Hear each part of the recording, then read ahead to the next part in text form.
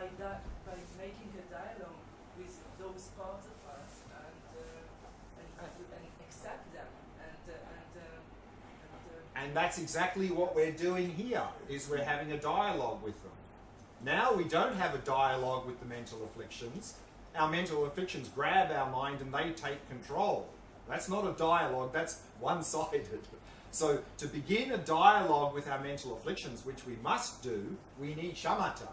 Because without shamatha, there's no way we can have a dialogue with our mental afflictions, because they'll arise, they'll take hold of our mind, and then off we go, and we're out of control. Then there's no dialogue happening at all. But it's different to have a dialogue with something that you define as something that is not part of you. It's different to make a dialogue with something that you define that it's part of you, and you have to learn how to accept it, how to accept your goals. Right. I didn't say mental afflictions are not part of us. It's not like we're here and mental afflictions are somewhere else. No, I mean, that doesn't make sense. They're part of us, but the question is, can we eliminate them or not? That's the question. And Buddhism says we can eliminate them. So let's have a dialogue with them, and let's cut the roots of the mental affliction so that we can eliminate them. So this is the Buddhist assertion. But again, this is just the Buddhist theory, so we need to check it out and see whether that's actually true. Unfortunately, within Buddhism, Buddhism says this is the theory, and this is how you test it. So it's up to us to test the theory. If we don't test it, it's just another theory, which may or may not be true. But at least we have a way of testing this theory.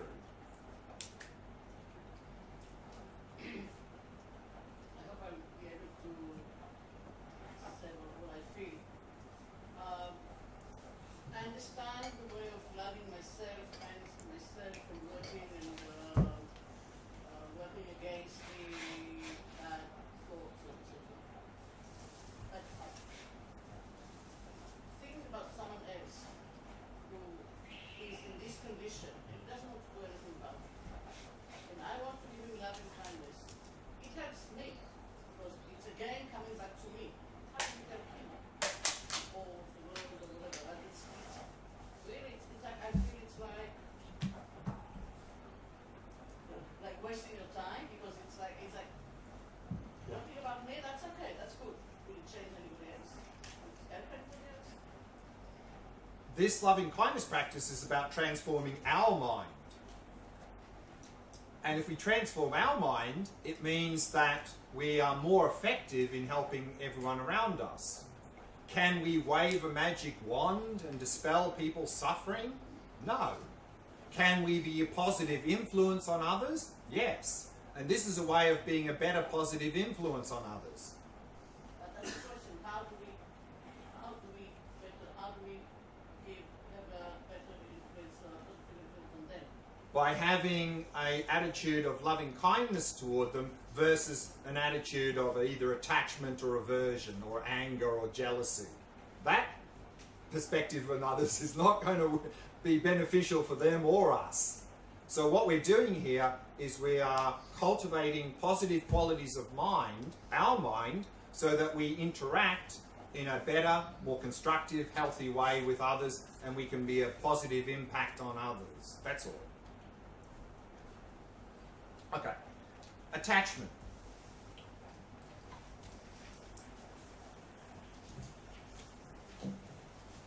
In Buddhism, attachment is one of the main mental afflictions that we are to eliminate 100%.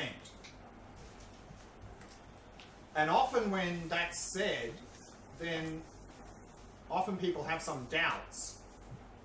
And one doubt that often comes up is, if I get rid of attachment 100%, my life is going to become very bland, boring and dull. I'm not going to be able to enjoy things in life anymore.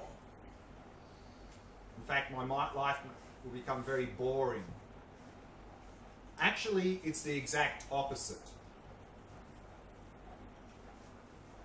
And to appreciate that, we have to understand, what do we mean by this word attachment? In Buddhism, attachment is defined as a mental factor that sees its object as attractive.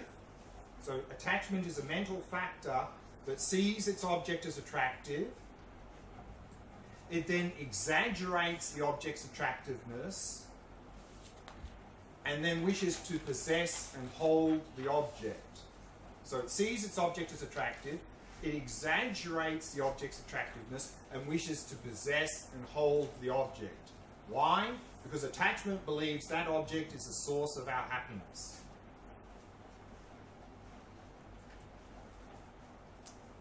And so what we can understand, and I briefly mentioned that earlier in this session, is if we actually have particularly strong craving and attachment for something, that interferes with our enjoyment of that thing. Because with strong craving and attachment, usually comes with that some worry and anxiety about not getting that thing, frustration if we don't get it, and then or worry and anxiety that we're not going to get enough of it. And so actually because that attachment agitates our mind, we actually don't enjoy that object as much as we could. And so what you will find is if we reduce our craving and attachment, and then we have a pleasant experience, we will enjoy that pleasant experience much more than if we had a craving and attachment for it. And this was very much highlighted to me years ago when I did my first long meditation retreat. I was in a retreat centre on the side of a mountain in Spain, and the retreat centre were providing meals, so every day I'd get a basket of food delivered near my hut. And the food was quite nutritious, but basically every week, same food. And if it's even some food we enjoy, but we're eating it day after day after day, it doesn't take too many days of eating the same food before we go, oh, not that again. Because again, craving and attachment's always looking for something bigger, better and different. Now my experience was, after a month of eating this food, it started tasting better. And I was convinced that the cook was putting more effort into the cooking. They must be adding some extra flavourings or spices or something. That's why it's tasting better. And then another couple of weeks went by and it kept tasting better. And then after about 6 or 7 weeks of eating the same food, I realised it was exactly the same food as 6 weeks ago. What I realised was what was really happening is, due to being in meditation retreat, my mind was calming down, my craving and attachment was subsiding, I was actually enjoying the food more and more and more because less and less attachment. And also what I noticed was, I was in a retreat hut, had a really beautiful spacious view, but again, if we're in a place that has a nice view, day after day after day, it doesn't take too many days before we don't even notice the view anymore. My experience again, opposite. The view kept getting more and more beautiful. And even little things, a little tiny flower was, wow, that's so amazing. And so again, what I realized was, because my craving and attachment was subsiding, I was enjoying the simple pleasures in life much, much more than I've ever done before in my life. So this is, I think, what will happen if we can reduce craving and attachment. We'll enjoy the simple pleasures in life much more than we do now, and we're going to start to actually enjoy things that now our craving and attachment find quite ordinary or boring. And so when that's explained, then people go, okay, maybe that's true, let me check that out. But then another doubt comes up. They say, yes, but I need attachment to have a relationship. Without attachment, I won't be able to have a relationship. Again, the exact opposite. Craving and attachment causes problems in relationships.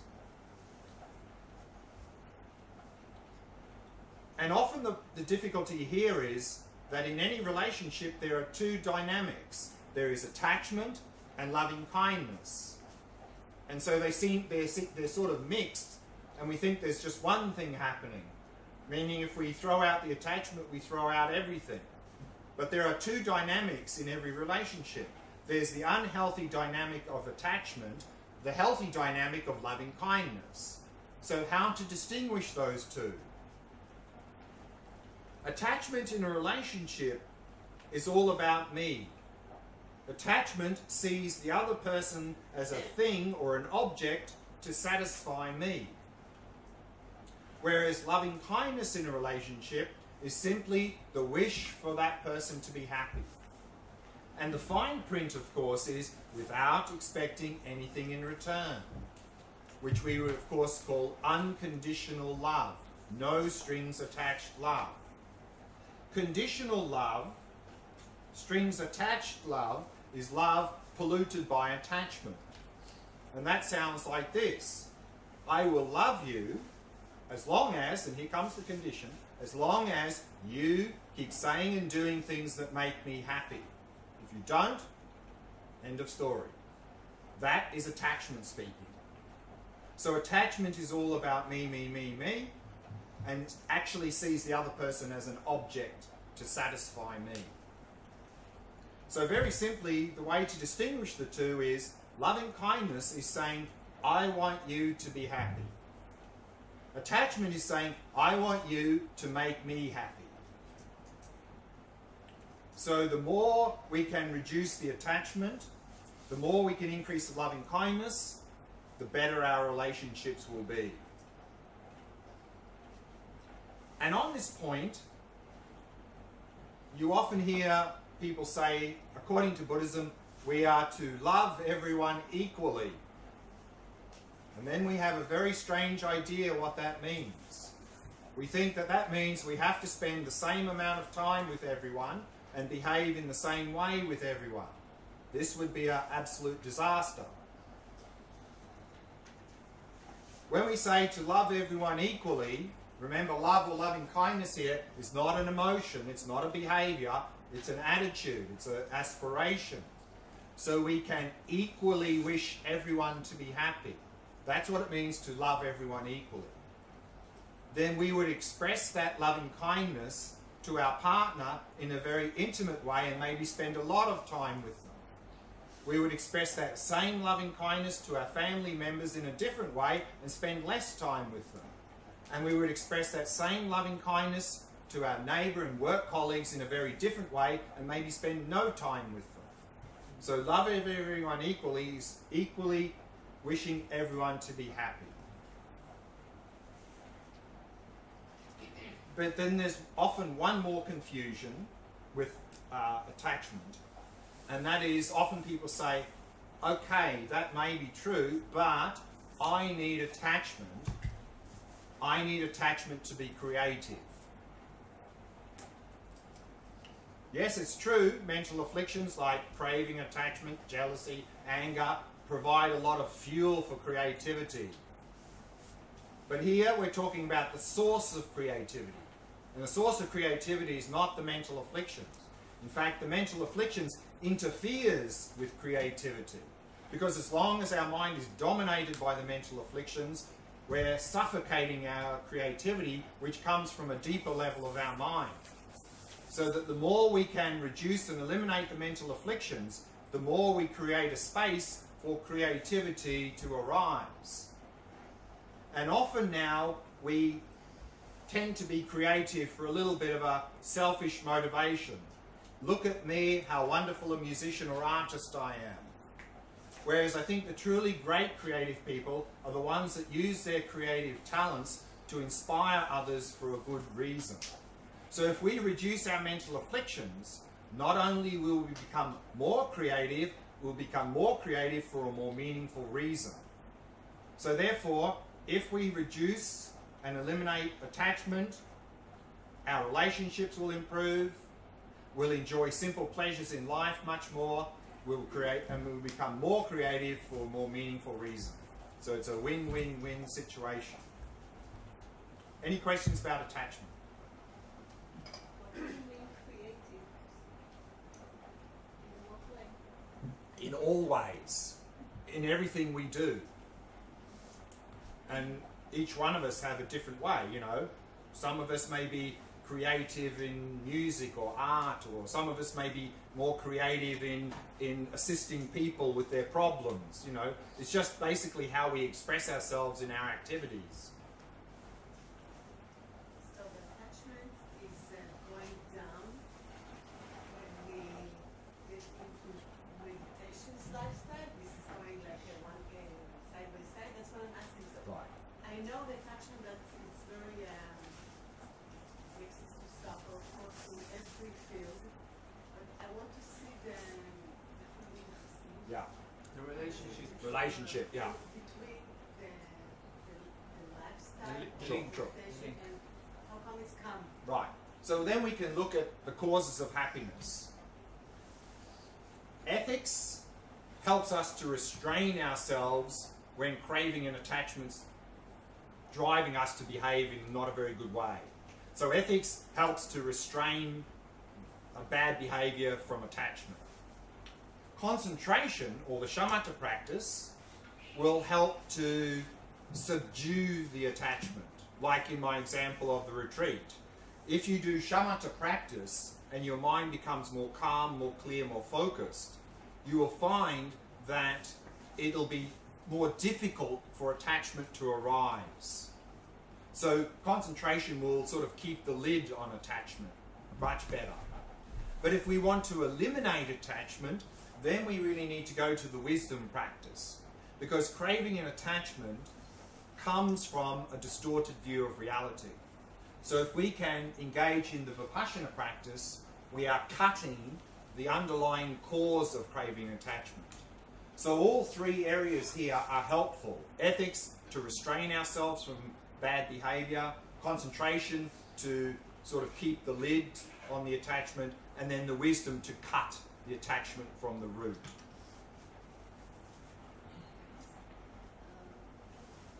Attachment is a very deep way of thinking about first the primary and first relationship between mother and baby. Ah, I was waiting for someone to bring this up. So I've got the answer. The answer is that... I didn't finish my But- question.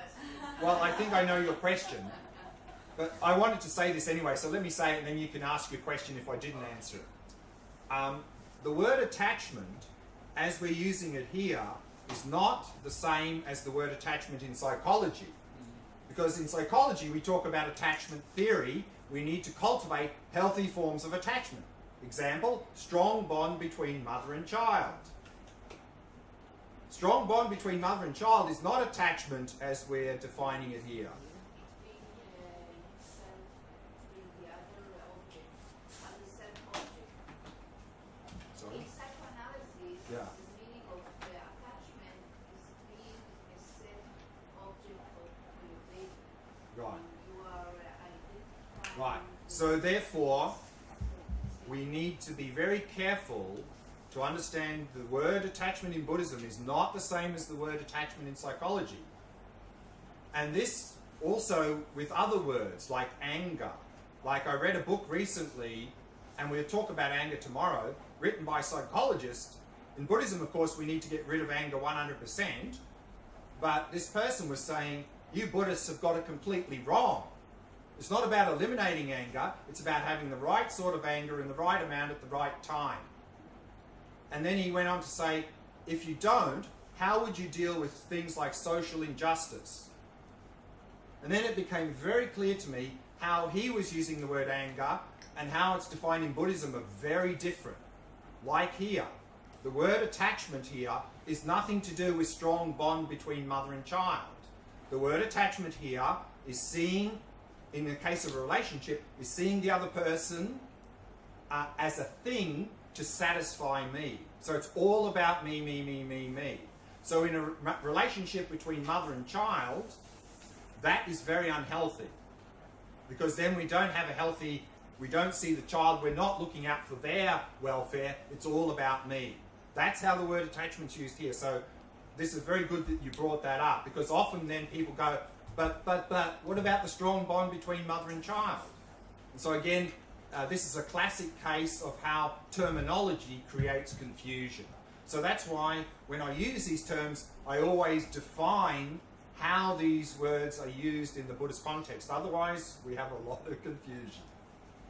So the Buddhist assertion is actually, not only does the mother have, we are to create a strong bond between mother and child, we are to create a strong bond between ourselves and everyone else.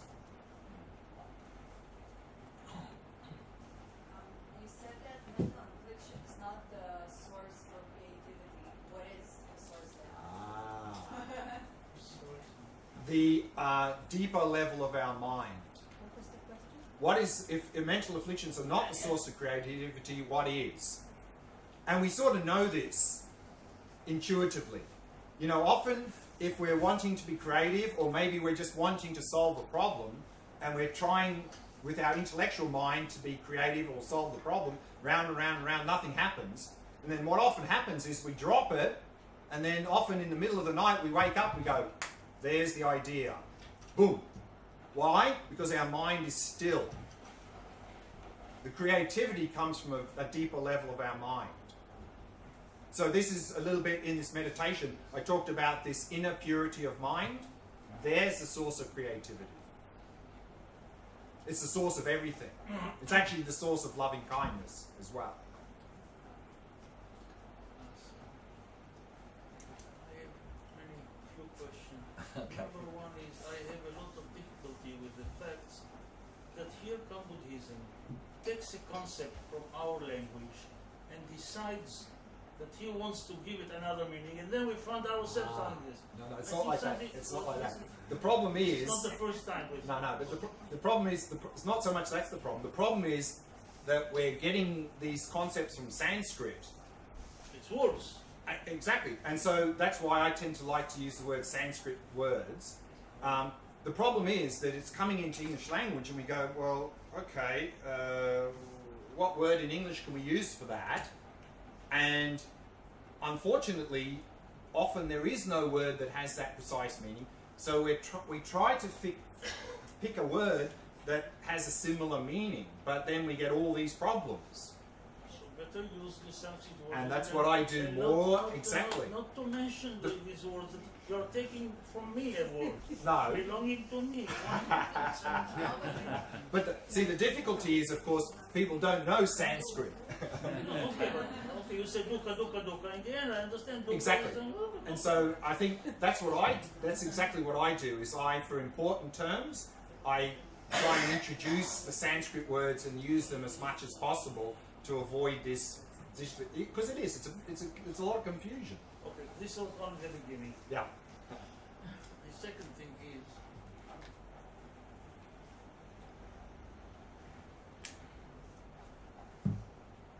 we are in deep shit. Why?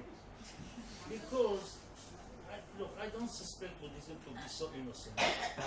Give me one reason. I'm sure I'm the only one who doesn't have the answer. All the people here know the answer. Give me one good reason. Why should I love you if you don't love me? Why? I mean, you're preaching to me to change my something which is, I'm not saying biological, let's say social, or I was raised up. And you say, no, Mayor, give it up, give it up. Why on earth? Why? Because it benefits you.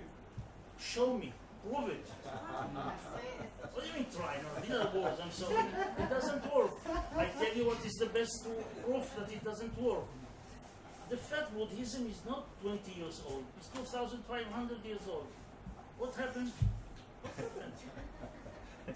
So, first is, when we talk about loving someone, we're not talking about a behavior. Sorry. Love is not a behavior. Now again, you're taking one word and give it another word meaning. No, okay. Maitri and metta is not a behavior. It's attitude. It's an aspiration. It's a wish for that person to be happy. Yeah, but you don't mean that I will sit and I wish. You mean that I will do something, that I will react something, that I will give money or work or my clothes. I mean, you are not preaching to me to sit in the sun and wish. No. Correct. Exactly. So to do something, first we have to have the aspiration to do it. No? We're not going to do anything if we don't have an aspiration to do it. What is aspiration? A wish to do it. Why would I have the wish? No, that's what we're talking about here, to have the wish to do that. In everything in life, if we don't have a wish to do something, we're not going to do it.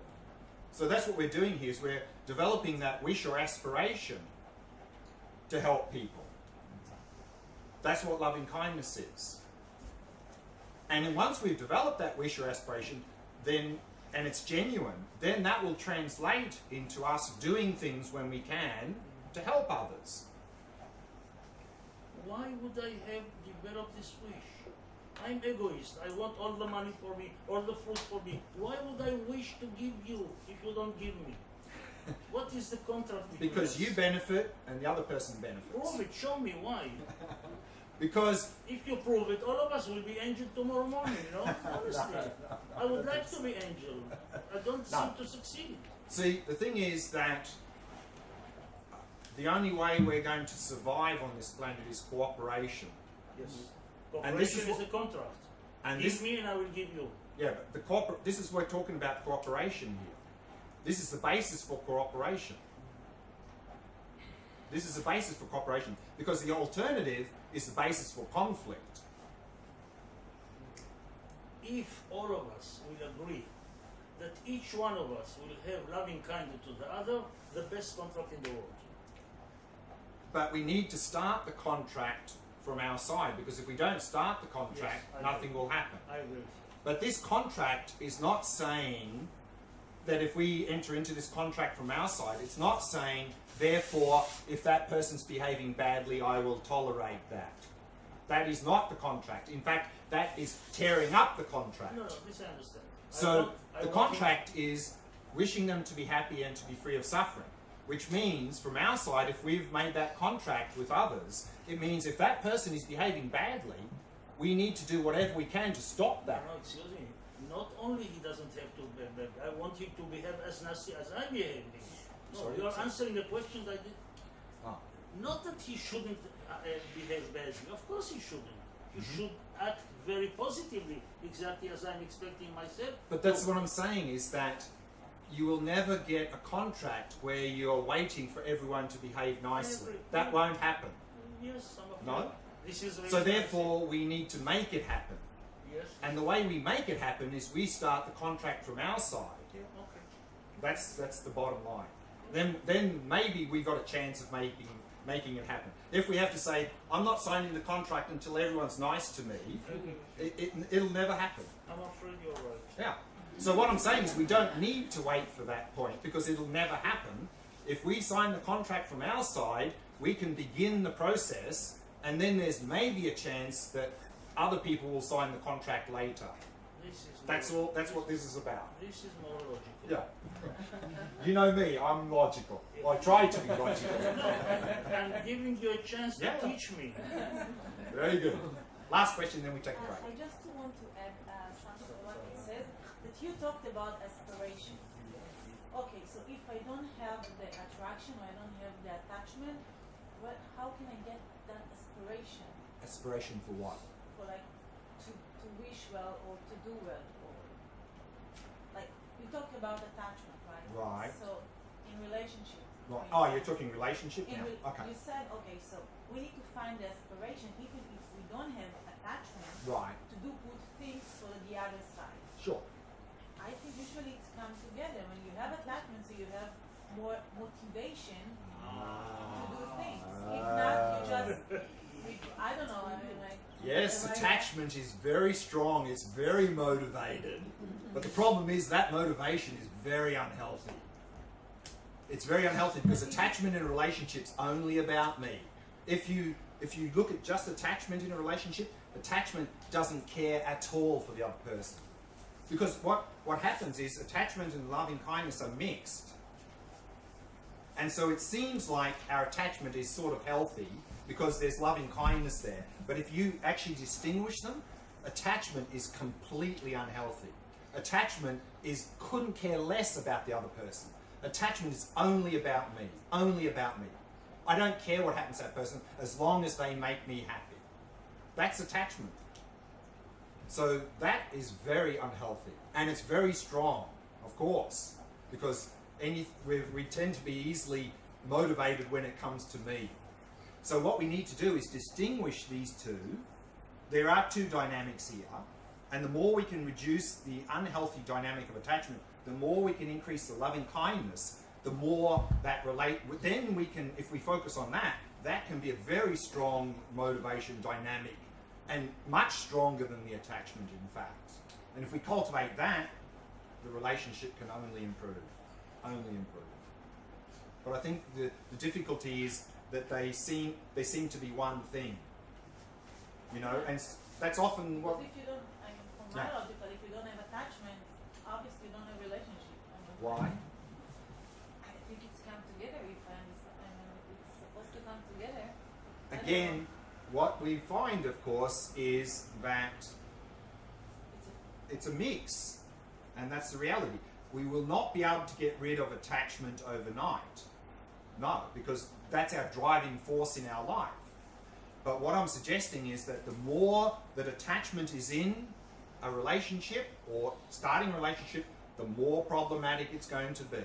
The more likely it's going to fail and have a lot of problems. The more we can reduce that, the more likely, well, one, we're going to have a good basis for a relationship, the much more likely it will flourish, the relationship. Anyway, we need to stop now for a break. So we're going to talk more about this sort of topic tomorrow afternoon session as well. So we've run over time a bit, so let's come back at 3.